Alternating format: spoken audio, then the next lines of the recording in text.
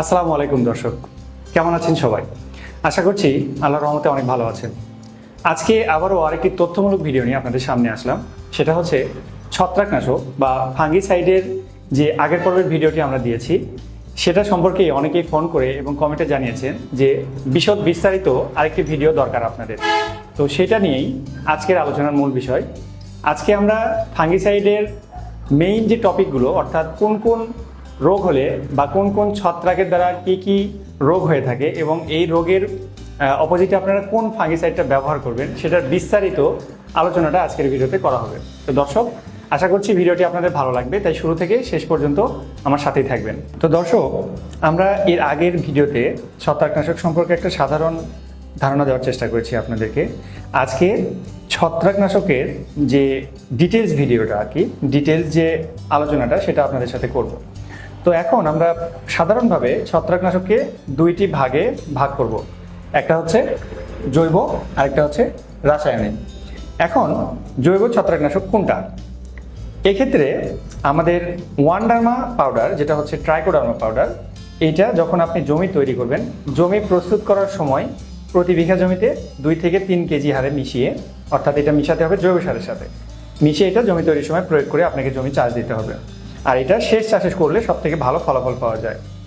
আর মাটি বাহিত যে ছত্রাকগুলো থাকে এইটাতে এই ট্রাইকোডার্মা পাউডারটা খুব ভালো কাজ করে থাকে। সেক্ষেত্রে আপনারা এটা অবশ্যই জৈব ছত্রাকনাশকই ব্যবহার করার চেষ্টা করবেন। এর পরবর্তীতে আমরা আসবো ছত্রাকনাশকের যে রাসায়নিক ফর্মুলাগুলো আছে সেগুলো সম্পর্কে আলোচনায়। সেটা হচ্ছে আমরা এর আগে আলোচনা করেছি যে কন্ট্যাক্ট ফাঙ্গিসাইড, সিস্টেমিক ফাঙ্গিসাইড, আরেকটা হচ্ছে কন্ট্যাক্ট এবং সিস্টেমিক ফাঙ্গিসাইডের কম্পোজিশন। এবং এগুলোর মধ্যে অনেক স্পেশাল ফাঙ্গিসাইডগুলো রয়েছে যেগুলো কন্ট্যাক্ট এবং সিস্টেমিক ফাঙ্গিসাইডের মধ্যেই পড়ে। কম্পোজিশন অর্থাৎ ককটেল যেটাকে বলে, দুইটার মিশ্র যৌগিক একটা ফাঙ্গিসাইড। এই ধরনের ফাঙ্গিসাইডগুলো খুব ভালো কাজ করে থাকে। একবারে বেশি যখন আক্রমণ হয় ছত্রাক, তখন এই সিস্টেমিক এবং কন্ট্যাক্ট ফাঙ্গিসাইডের কম্পোজিশনটা ব্যবহার করা হয়। তো এখন আমরা আসবো কন্ট্যাক্ট ফাঙ্গিসাইডের মধ্যে কোন কোন গ্রুপের ফাঙ্গিসাইডগুলো পড়ে। সেটা হচ্ছে আপনারা দেখতে পাচ্ছেন mancozeb, copper oxychloride, copper hydroxide. এই জাতীয় ফাঙ্গিসাইডগুলো কাজ করে হচ্ছে যে গাছে যখন আপনি স্প্রে করবেন তখন একটা সুরক্ষা স্তর পড়বে। এটা এমনিতে দেখানো হয়েছে, স্তরটা পড়বে হচ্ছে পাতার উপরে। আপনি যেখানে স্প্রে করবেন এই ফাঙ্গিসাইডটা যেখানে যেখানে পড়বে, অর্থাৎ স্প্রের মাধ্যমে যেখানে যেখানে স্পর্শ করবে, এই উপর দিয়ে একটা করে স্তর তৈরি করবে। সেটাতে হবে কি, যখন ফাঙ্গিসাইডের কণাগুলো বাতাসের মাধ্যমে বা যে কোনো কারণে যখন গাছের উপরে এসে পড়বে, তখন সেখানে সেই ফাঙ্গিসাইডের কণাগুলো, স্পোরগুলো মারা যাবে, আর নতুন করে আক্রমণ করতে পারবে না, সেই বংশবিস্তৃতও করতে পারবে না। তো এটা হচ্ছে মূলত কন্ট্যাক্ট ফাঙ্গিসাইডের কাজ। এর মধ্যে ম্যানকোজেব, কপার অক্সিক্লোরাইড এবং কপার হাইড্রোক্সাইড গ্রুপের ফাঙ্গিসাইডগুলো পড়ে। এখন আসি সিস্টেমিক ফাঙ্গিসাইড। সেগুলো হচ্ছে কার্বেন্ডাজিম গ্রুপ এবং মেটালক্সিল। আরও আছে, আমি সাধারণভাবে যেগুলো ব্যবহার করা হয় সেগুলোর কথাই আলোচনা করছি। এই জাতীয় ফাঙ্গিসাইডের কাজ হচ্ছে যে এগুলো গাছের ভিতরে প্রবেশ করবে, অর্থাৎ পাতাতে যখন বা গোটা গাছে যখন স্প্রে করা হবে তখন সেগুলো গাছের ভিতরে প্রবেশ করবে। এই পত্ররন্ধ্র, অর্থাৎ এই পাতার মধ্যে যে ছিদ্রগুলো রয়েছে, গাছের মধ্যে যে কাণ্ডের ভিতরে যে ছিদ্রগুলো রয়েছে, এগুলো দিয়ে এটা গাছের সিস্টেমে প্রবেশ করবে। সিস্টেমে প্রবেশ করার ফলে যদি ছত্রাকের আক্রমণ অলরেডি হয়ে থাকে, সেটার বিরুদ্ধে প্রতিরোধ ব্যবস্থা গাছের মধ্যে গড়ে তুলবে। এটা হচ্ছে কার্বেন্ডাজিম গ্রুপ অথবা আর হচ্ছে মেটালক্সিল গ্রুপের ছত্রাকনাশকের এটা হচ্ছে কাজ, বা সিস্টেমিক ফাঙ্গিসাইডের কাজ। এরপরে হচ্ছে সিস্টেমিক ফাঙ্গিসাইড এর মধ্যেই একটা স্পেশাল যে গ্রুপ আছে সেটার নাম হচ্ছে ট্রায়াজল গ্রুপ। যখন খুব বেশি পরিমাণে ছত্রাকের আক্রমণ হয় সেই ক্ষেত্রে এই ট্রায়াজল গ্রুপগুলো ব্যবহার করা হয়। কিন্তু এখানে আরও একটি বিষয় আপনাদেরকে জানিয়ে রাখি যে খুব ছোট গাছে, অর্থাৎ 20 দিনের নিচে যে গাছের বয়স হয়, এই গাছের কখনোই সিস্টেমিক ফাঙ্গিসাইড ব্যবহার করা উচিত নয়, কারণ এগুলো খুবই কার্যকরী হয় এবং এই ঔষধগুলোর একটা, যেটাকে আমরা খাঁটি বাংলা ভাষায় যদি বলি যে এটার একটা রিয়াকশন আছে বা চোট আছে। এই চোটের ওষুধগুলো যখন আপনি, চোটের বালাইনাশকগুলো যখন আপনি গাছে প্রয়োগ করবেন, তখন এই গাছের যে স্বাভাবিক বৃদ্ধি থাকে, এই স্বাভাবিক বৃদ্ধিটাকে সে প্রতিহত করবে বা গাছকে ঠিকভাবে বাড়তে দেবে না। এই গাছের গ্রোথটাকে সে থেমে দেবে। থেমে দেওয়ার পরে যে এর ভিতরে রোগের আক্রমণগুলো হয়েছে সেটাকে সে প্রতিহত করার চেষ্টা করবে। এই জন্য এগুলো যখন গাছের কাণ্ড একটু শক্ত হয়ে যায়, অর্থাৎ 30 দিন বা 40 দিন বয়সের যখন গাছ হয়ে যায়, তখন এই টেবুকোনাজল, প্রপিকোনাজল এবং হেক্সাকোনাজল এই 3টা গ্রুপের ঔষধ তখন ব্যবহার করলে এবং যখন খুব বেশি হারে এই ফাঙ্গিসাইডগুলো আক্রমণ ঘটে, তখন এই গ্রুপের ফাঙ্গিসাইডগুলো ব্যবহার করা উচিত, কিন্তু কম বয়সী গাছে কখনোই উচিত না। এটা কিন্তু সিস্টেমিক ফাঙ্গিসাইড, এটা কিন্তু গাছের এই গ্রুপের ফাঙ্গিসাইডগুলো মোটামুটি আপনার গাছে প্রবেশ করে এটা ভিতর থেকে গাছকে এর ভিতরে যদি কোনো ছত্রাকের আক্রমণে যদি কোনো রোগ হয়ে থাকে সেই রোগকে প্রতিরোধ করার চেষ্টা করবে। এরপরে আসি আমরা কন্ট্যাক্ট এবং সিস্টেমিক ফাঙ্গিসাইডের কম্পোজিশন যেগুলো রয়েছে, অর্থাৎ যৌগিক এবং মিশ্র যে ফাঙ্গিসাইডগুলো রয়েছে সেগুলোতে, সেটা হচ্ছে mancozeb plus carbendazim, mancozeb plus metalaxyl এবং ম্যানকোজেব প্লাস সাইমোক্সানিল। সাধারণভাবে এগুলো ব্যবহার করা হয়ে থাকে সচরাচর। তো এগুলোর কাজ হচ্ছে যে এগুলো সর্বপ্রথম গাছের ভিতরে প্রবেশ করবে। যদি আক্রান্ত গাছ হয়ে থাকে ছত্রাকের দ্বারা, সেই ক্ষেত্রে গাছের সিস্টেমে প্রবেশ করে সেটা ভিতর থেকে গাছকে সুরক্ষা দেবে, অর্থাৎ রোগ প্রতিরোধ করার চেষ্টা করবে। এবং তার সাথে যেহেতু এটা কন্ট্যাক্ট এবং সিস্টেমিক ফাঙ্গিসাইডের কম্পোজিশন, সেক্ষেত্রে এই কন্ট্যাক্ট ফাঙ্গিসাইডের এইটা আপনাকে একটা সুরক্ষা স্তর সৃষ্টি করে দেবে, মানে ভিতর থেকেও কাজ করবে এবং বাইরে থেকেও একটা সুরক্ষা দেবে, যাতে নতুন করে কোনো ফাঙ্গিসাইড আর আক্রমণ করতে না পারে। এই কন্ট্যাক্ট এবং সিস্টেমিক ফাঙ্গিসাইডের কম্পোজিশনের মধ্যে স্পেশাল কিছু গ্রুপ রয়েছে, সেগুলো হচ্ছে azoxystrobin plus cyproconazole, azoxystrobin plus difenoconazole, আর হচ্ছে ম্যানকোজেব প্লাস ডাইমেথোমোর। এরকম আরও আছে, কিন্তু সাধারণভাবে এগুলো ব্যবহার করা হয়। এগুলো গাছে যখন ছত্রাকের আক্রমণ বেশি হয়ে থাকে, তখন এই স্পেশাল গ্রুপের সিস্টেমিক এবং কন্ট্যাক্ট ফাঙ্গিসাইডের কম্পোজিশনগুলো ব্যবহার করা হয়। এগুলোরও একই কাজ, গাছের ভিতরে প্রবেশ করে এবং রোগ ধ্বংস করে এবং একটা সুরক্ষা স্তর তৈরি করে, যাতে নতুন করে আর কোনো ফাঙ্গিসাইড আক্রমণ না করতে পারে গাছে। এগুলো আবারও বলছি যে এগুলো যখন পূর্ণবয়স্ক গাছ হবে তখন এটা ব্যবহার করা উচিত। যদি ছোট গাছে ব্যবহার করেন তাহলে গাছের স্বাভাবিক গ্রোথ কিন্তু প্রতিহত বা গাছের স্বাভাবিক গ্রোথ কিন্তু থেমে যেতে পারে। এরপরে আমরা আসি বাজারে প্রচলিত কিছু ফাঙ্গিসাইডের পরিচয় নিয়ে, বা বাজারে প্রচলিত যে প্যাকেটগুলো রয়েছে সেগুলোকে দেখানোর জন্য আমি এই সহজ প্রেজেন্টেশনটা তৈরি করেছি। এখন এখানে কথা হচ্ছে যে আমি কোনো প্রতিষ্ঠানের প্রচার করছি না, শুধুমাত্র আপনাদের সুবিধার্থে বা আপনাদের যাতে সুবিধা হয় যে হ্যাঁ এই ওষুধগুলো আমরা বাজারে পাবো, আপনাদের জানার জন্য আমি এই প্রেজেন্টেশনটা করেছি। আপনারা এইদিকে একটু দেখবেন যে ম্যানকোজেব গ্রুপের মধ্যে এগ্রিজেব নামে একটা প্রোডাক্ট পাওয়া যায়, কপার অক্সিক্লোরাইডের মধ্যে অক্সিকপ এবং কপার হাইড্রোক্সাইডের মধ্যে হচ্ছে জিবা। এই ঔষধগুলো বা এই বালাইনাশকগুলো ফাঙ্গিসাইডগুলো ভালো কাজ করে। এখন আসবো আমরা হচ্ছে কার্বেন্ডাজিম গ্রুপের ওষুধে। কার্বেন্ডাজিমের মধ্যে স্কয়ার কোম্পানির গোল্ডাজিম রয়েছে, তারপরে অটোক্রপ কেয়ারের অটোস্টিন রয়েছে, এসিআই এর এমকোজিম রয়েছে। শুধু কার্বেন্ডাজিম যে গ্রুপ, এইটাতে এই ঔষধগুলো ভালো কাজ করে। এরপরে আসবো যে স্পেশাল ফাঙ্গিসাইডের কথা বললাম, অর্থাৎ ট্রায়াজল গ্রুপের যে ফাঙ্গিসাইড, সেটা হচ্ছে টেবুকোনাজল, প্রপিকোনাজল এবং হেক্সাকোনাজল। টেবুকোনাজলের মধ্যে বায়ার কোম্পানির নাটিভো, তারপর এসিআই ক্রপ কেয়ারের প্রাউড এবং হচ্ছে কন্টাফ হেক্সাকোনাজল গ্রুপের। এগুলো আপনাকে প্রয়োগ মাত্রাটা আমি প্রত্যেকটা ভিডিওর নিচে দিয়ে দিয়েছি, প্রত্যেকটা স্লাইডের নিচে দিয়ে দিয়েছি, আপনারা চাইলে স্ক্রিনশট দিয়ে রাখতে পারেন। এগুলো কিন্তু প্রতি 18 লিটার পানিতে 10 গ্রাম অথবা মিলি, অর্থাৎ যদি পাউডার ফর্ম হয় তাহলে গ্রাম এবং যদি লিকুইড ফর্মে হয় তাহলে মিলি। এটা আপনি এই টেবুকোনাজল, প্রপিকোনাজল, হেক্সাকোনাজল ছত্রাকের আক্রমণের উপরে এটার কিন্তু পরিমাণটা আপনি 18 লিটার পানিতে এই 10 গ্রাম অথবা মিলির থেকে বেশি করা যেতে পারে। আমি লিখে দিয়েছি এখানে, আপনারা একটু খেয়াল করবেন কাইন্ডলি যে এটা বেশি করা যেতে পারে। সেটাও একমাত্র আপনি যে কোনো রেজিস্টার্ড বা ভালো অভিজ্ঞ কৃষিবিদের পরামর্শ নিয়ে এটা করবেন, যদি তারা করতে বলে তাহলেই করবেন। আচ্ছা, এরপরে আসি ম্যানকোজেব প্লাস কার্বেন্ডাজিম, যে সিস্টেমিক এবং কন্ট্যাক্ট ফাঙ্গিসাইডের যে গ্রুপ, সেইটা হচ্ছে ম্যানকোজেব প্লাস কার্বেন্ডাজিম। সচরাচর এবং খুব বহুল ব্যবহৃত হয়। এটা হচ্ছে কম্পেনিয়ন নামে পাওয়া যায়, তারপরে ম্যানসার, এটা আপনারা হয়তো সবাই চেনেন, এটা খুব বেশি ইউজ হয়, এবং হচ্ছে মিনপেক্স কোম্পানির গোল্ড হোপ। এটার পরিমাণটা আমি বলে দিয়েছি, প্রয়োগ মাত্রাটা বলে দিয়েছি, প্রতি লিটার পানিতে 2 থেকে 2.5 গ্রাম। আপনারা এইটা খেয়াল করবেন, প্রত্যেকটা স্লাইডের নিচে আমি এটা দিয়ে দিয়েছি। এরপরে আমরা আসবো ম্যানকোজেব প্লাস মেটালক্সিল। এই গ্রুপের মধ্যে ম্যানকোসিল, এটা হচ্ছে স্কয়ার কোম্পানির, রিডোমিল গোল্ড, এটা হচ্ছে বহুল ব্যবহৃত একটা ফাঙ্গিসাইড, আর একটা হচ্ছে এটা সিনজেন্টা কোম্পানির, আর একটা হচ্ছে এসিআই ক্রপ কেয়ারের নিউবেন।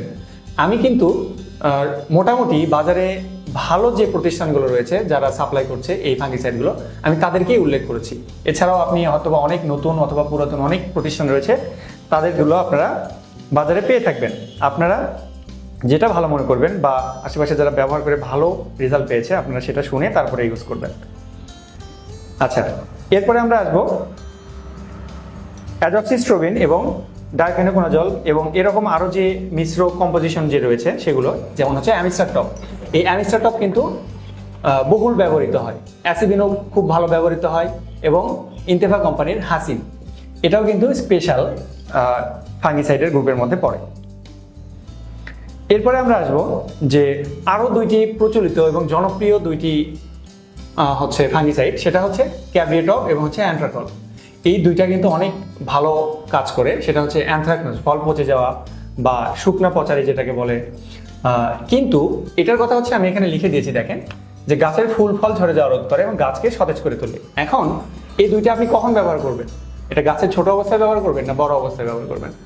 এটা আপনি মনে রাখবেন যে টমেটো অথবা মরিচ অথবা শসা, যে ফসলই বলেন না কেন, যখন কোনো সবজি ফসলের ফ্লাওয়ারিং স্টেজ, অর্থাৎ যখন ফুল আসে এবং ফুল থেকে ফল সেটিং হয়, তখন যদি আপনার ছত্রাকজনিত কোনো সমস্যা দেখা দেয়, তখন এই ক্যাব্রিয়েটপ এবং এই অ্যান্থ্রাকল এবং এই ক্যাব্রিয়েটপ কিন্তু খুব ভালো কাজ করে থাকে। হয়তোবা দেখা যাচ্ছে ছত্রাকের কারণে আপনার গাছ একটু হলুদাভ ভাব হয়ে গেছে, পাতায় স্পট পড়েছে শুকনা পচার মতো, এই যে অ্যানথ্রাকনোজ, ফল ধরেছে কিন্তু পচে যাচ্ছে, সেই ক্ষেত্রে কিন্তু এই অ্যান্থ্রাকল কিন্তু খুব ভালো কাজ করে। হ্যাঁ, অ্যানথ্রাকনোজের জন্য এই অ্যান্থ্রাকল ভালো কাজ করে, ক্যাব্রিয়েটপটাও খুব ভালো কাজ করে। গাছের ফুল ফল ঝরে যাওয়ার সময় এটা ব্যবহার করলে সব থেকে ভালো ফলাফল পাওয়া যায়। এটার প্রয়োগ মাত্রা হচ্ছে প্রতি লিটার পানিতে 2 থেকে 2.5 গ্রাম। এরপরে আমরা আসবো যে কোন কোন রোগের ক্ষেত্রে আপনারা কোন কোন গ্রুপের ছত্রাকনাশকগুলো ব্যবহার করবেন। এখানে দেখেন কাণ্ড পচা, আপনারা হয়তোবা দেখতে পাচ্ছেন যে কাণ্ড পচা হলে কেমন কেমন রোগের উপসর্গগুলো দেখা দিতে পারে। সেই ক্ষেত্রে আপনারা কোন গ্রুপের ছত্রাকনাশকটা ব্যবহার করবেন। কাণ্ড পচা যদি হয়, ছত্রাক যদি আক্রমণ করার ফলে কাণ্ড পচা রোগ ধরে, সেই ক্ষেত্রে ম্যানকোজেব প্লাস কার্বেন্ডাজিম অথবা শুধুমাত্র হেক্সাকোনাজল গ্রুপের ছত্রাকনাশক ব্যবহার করলেই ভালো ফলাফল পাওয়া যায়। এরপরে আসি চারা নেতিয়ে পড়া। এটা একটা খুব কমন সমস্যা, যারা আমরা প্রাতিষ্ঠানিকভাবে বা ব্যবসায়িক উদ্দেশ্যে যারা চারা তৈরি করি, আমরা পলি হাউসের মধ্যে হোক বা বাইরে হোক, তাদের কিন্তু এই সমস্যাটা খুব বেশি পরিমাণে দেখা যায়। সেটা হচ্ছে চারা নেতিয়ে পড়ে, চারার গোড়া পচে যায়। এক্ষেত্রে ম্যানকোজেব অথবা কার্বেন্ডাজিম অথবা প্রোপিকোনাজল অথবা অ্যাজক্সিস্ট্রোবিন গ্রুপের ছত্রাকনাশক। এখন আমি এই আপনার হচ্ছে একবারে প্রপারভাবে এই লাইন অনুযায়ী কেন লিখেছি, দেখেন, একটার পর একটা সিরিয়ালভাবে।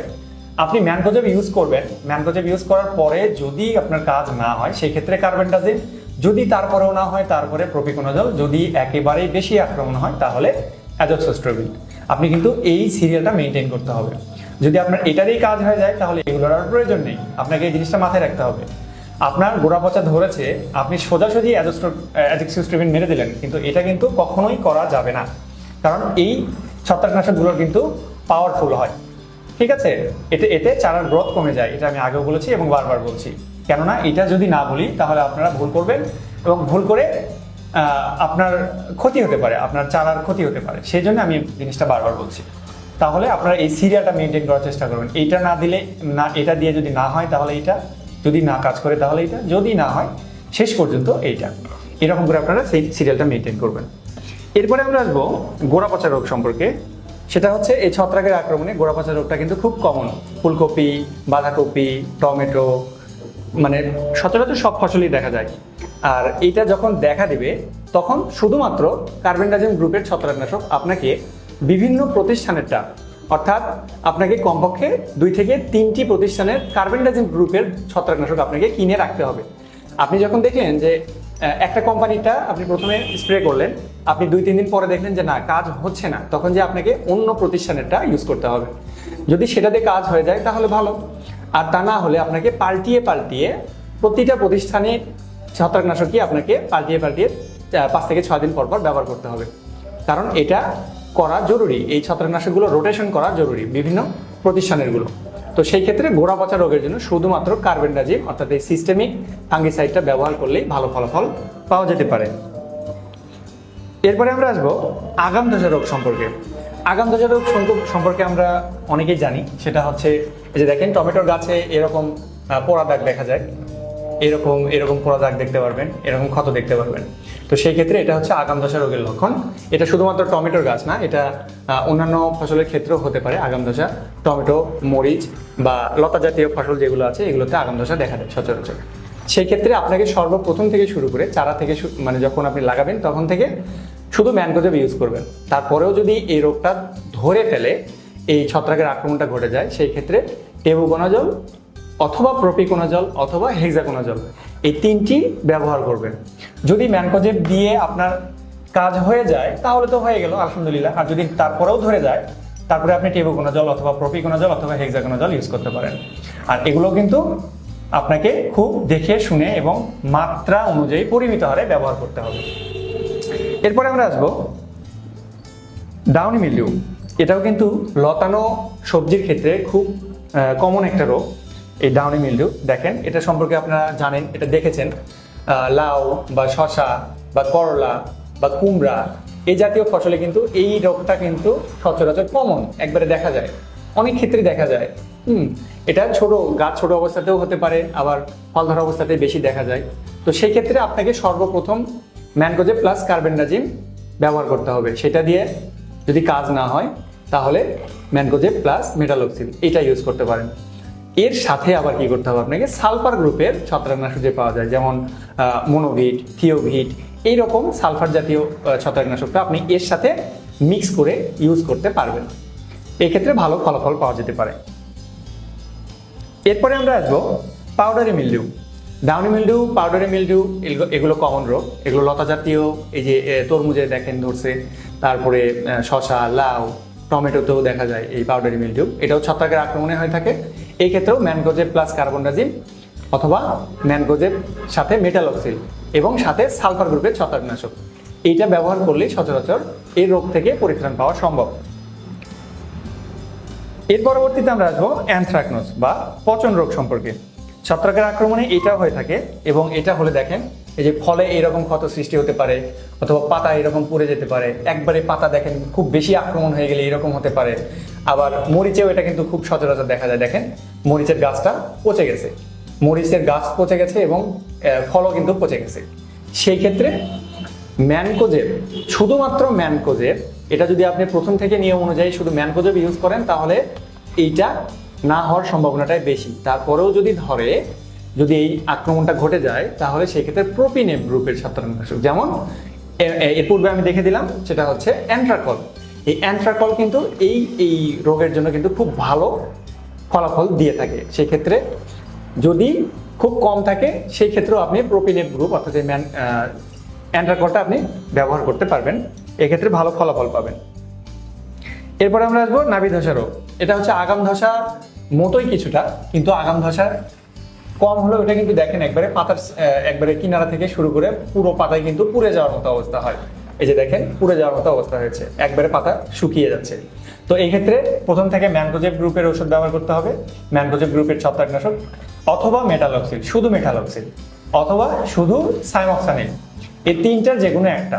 যদি এটা দিয়ে কাজ না হয় তাহলে এটা দিবেন, তারপরে যদি কাজ না হয় তাহলে এটা দিবেন। এরকম করে আপনাকে রোটেট করে ইউজ করতে হবে, এটা না হলে এইটা, এটা না হলে এইটা।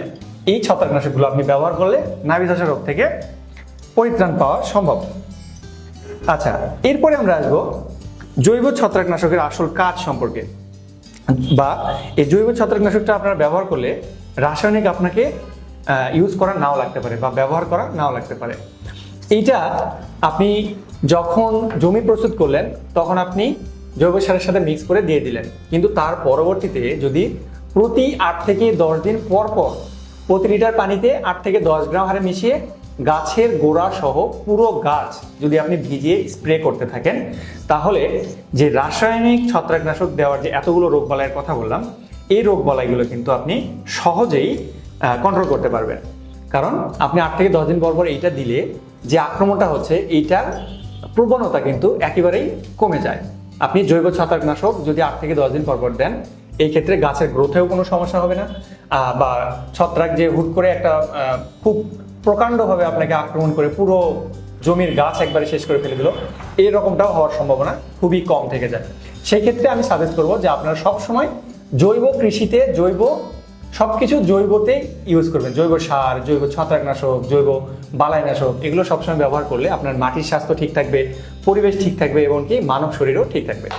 এই জন্য আমরা এই ওয়ান্ডারমা পাউডারটা নিয়ে আমরা কাজ করছি অনেকদিন আগে থেকে, আর এইটার ফলাফল অনেক ভালো এবং এইটার ফিডব্যাকও অনেক ভালো পাচ্ছি আমরা। তো আপনারা ওয়ান্ডারমা পাউডারটা প্রতি 8 থেকে 10 দিন পর পর যদি ইউজ করেন, সেই ক্ষেত্রে ছত্রাককে অনেকটাই কন্ট্রোল করা সম্ভব। তো দর্শক, আশা করছি আজকের এই ভিডিও থেকে ছত্রাকনাশক সম্পর্কে বিস্তারিত একটা ধারণা আপনারা পেয়ে গেছেন।